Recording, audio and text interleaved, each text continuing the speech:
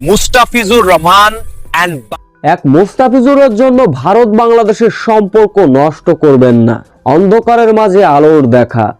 IPL থেকে মুস্তাফিজুর রহমানকে বাদ দেওয়ায় এবার চরমভাবে খেপেছেন মহেন্দ্র সিং ধোনি।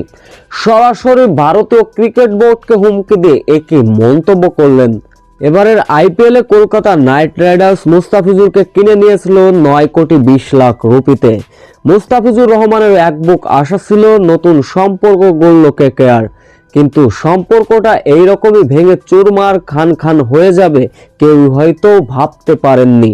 সাম্প্রতিক সময়ে বাংলাদেশ ভারতের মধ্যে যে দ্বন্দ্ব, সেই দ্বন্দ্ব ঝরে এবার মাঠের ক্রিকেটে গড়ালো রাজনীতি।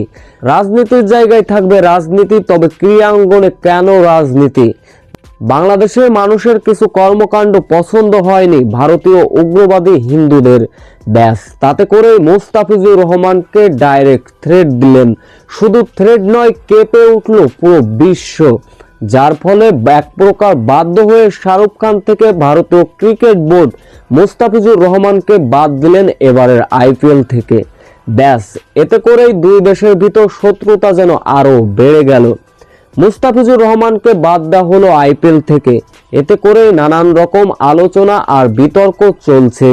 ভারতীয় ক্রিকেটার থেকে ভারতীয় রাজনীতিবিদরাও কিছু কিছু ক্ষেত্রে মুস্তাফিজুর রহমানের পাশে দাঁড়িয়েছেন। অন্য প্রান্তে অন্য ভারতীয়রাও বলছেন বাংলাদেশকে টাকা না দিয়ে ভিক্ষুককে সেই টাকা দিব। ব্যাস এতে করে আরো দূরত্ব এবং তর্ক। তবে মুস্তাফিজুর রহমানকে এমন বাদ দেওয়ার বিষয়টি মেনে নিতে পারেননি চেন্নাই সুপার কিংসের দীর্ঘদিন খেলা মুস্তাফিজুর রহমানের সতীর্থ ক্রিকেটার মহেন্দ্র সিং ধোনি।